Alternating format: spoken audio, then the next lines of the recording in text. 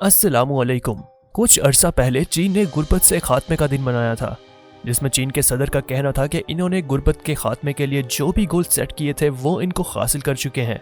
इस खबर को लेकर बहुत सारी रिपोर्ट्स लिखी गई और हर मुल्क के लिए ये खबर ब्रेकिंग न्यूज थी कि किस तरह एक कसीर आबादी वाले मुल्क ने गुर्बत को कैसे शिकस्त दी है। हर गुर्बत ज़दा मुल्क का ये सवाल है कि क्या वाकई चीनी हुकूमत ने चीन से गुर्बत को खत्म कर दिया है। इसके लिए चीन ने कौन से तरीके अपनाए, किस तरह के मॉडल्स बनाए गए और चीन की स्ट्रेटजी क्या थी कि जिस पर अमल करते हुए वो अपने मकसद को हासिल करने में कामयाब हुए।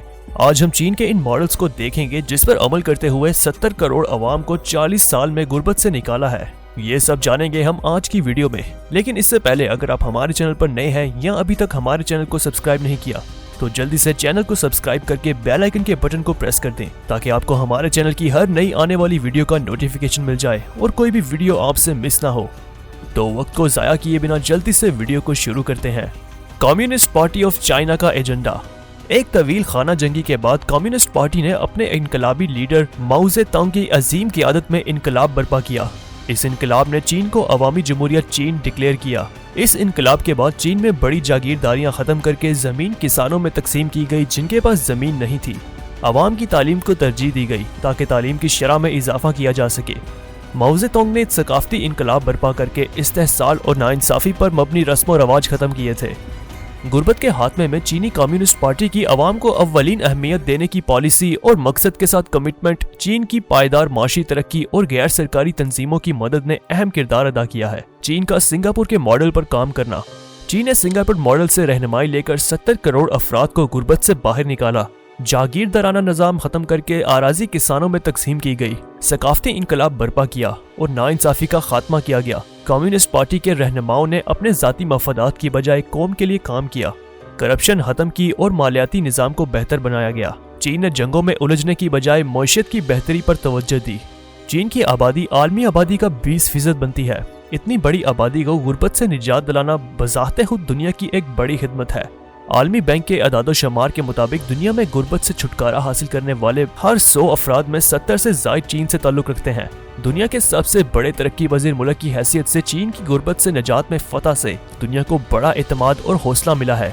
1990 की दहाई में चीन में 75 करोड़ अफराद गुर्बत की लकीर से नीचे जिंदगी बसर कर रहे थे। ये चीन की आबादी का 2/3 हिस्सा था। 2012 तक ये तादाद 9 करोड़ तक आ गई थी और 2016 तक ये तादाद 72 लाख आबादी का 0.5% रह गई थी। मजमूई तौर पर चीन में 30 साल पहले आज के मुकाबले में 74 करोड़ 50 लाख लोग इंतहाई गुर्बत की जिंदगी बसर कर रहे थे। सिंगापुर का मॉडल।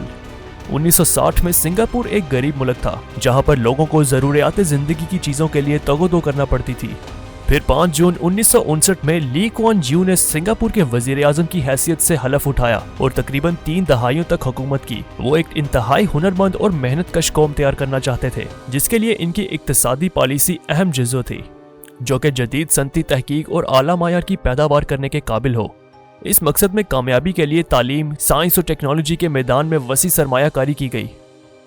ली कुआन यू ने गैर मुल्की सरमायाकारी को अपने मुल्क में फरोग देने के लिए ऐसा बुनियादी ढांचा तश्कील दिया और बदअनवानी से पाक हुकूमत कायम की जिसने आने वाली नस्लों के लिए गैर मामूली इक्तिसादी तरक्की की मिसालें कायम कर दी। 1964 से 1978 के दौरान सिंगापुर ने अपनी पॉलिसी तब्दील की जो कि दाखिली बुनियादों पर दरामदात पर मबनी थी। इसका रुख बरामदात की तरफ किया जिसका नतीजा ये हुआ कि माल की तैयारी का शोबा जो 1964 में जीडीपी का 14% हिस्सा फराहम कर रहा था 1978 में एक दम बढ़कर जीडीपी का 24% हिस्सा फराहम करने लगा। 1978 में जीडीपी की शरह में 10% सालाना की शरह से इजाफा एक हैरत अंगेज कामयाबी थी। आला मायार की जामियात से फारिगुल तहसील तलबा की दस्तयाबी और तेजी से बढ़ती हुई माशियत ने गैर मुल्की कंपनियों को सिंगापुर में बड़े पैमाने पर सरमायाकारी के लिए अपनी तरफ मुतवज्जह किया जिसकी बदौलत पूरे मुल्क में तसलमाती इनकलाब रोनमा हुआ। 1965 में बेरोजगारों की शरह 10% से घटकर 1978 में सिर्फ 3.6% रह गई। इस तरह अगले 8 सालों की मुद्दत में हुनरमंद मुलाजमीन की मजमूई शरह 1978 में 11% से बढ़कर 1985 में 22% तक पहुंच गई।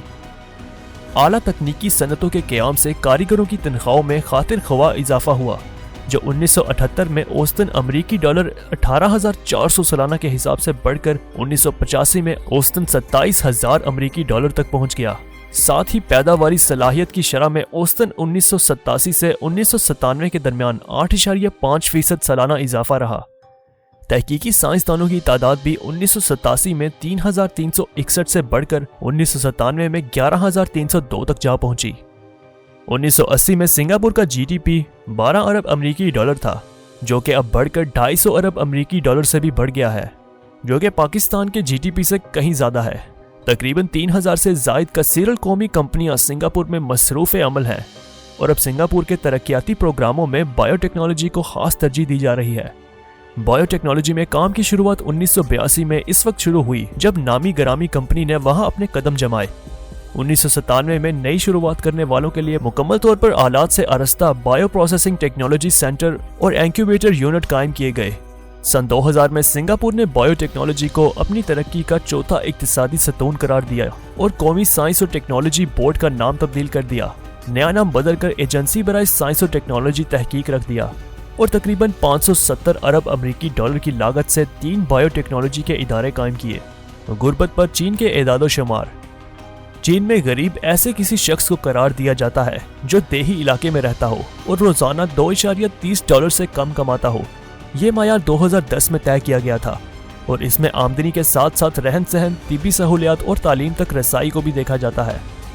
गुर्बत के खात्मे के खिलाफ जंग में फतह से गुर्बत के शिकार लोगों के डिस्पोजेबल आमदन 2013 में 1,098 युआन से बढ़कर 2020 में 12,588 युआन तक पहुंच गई है।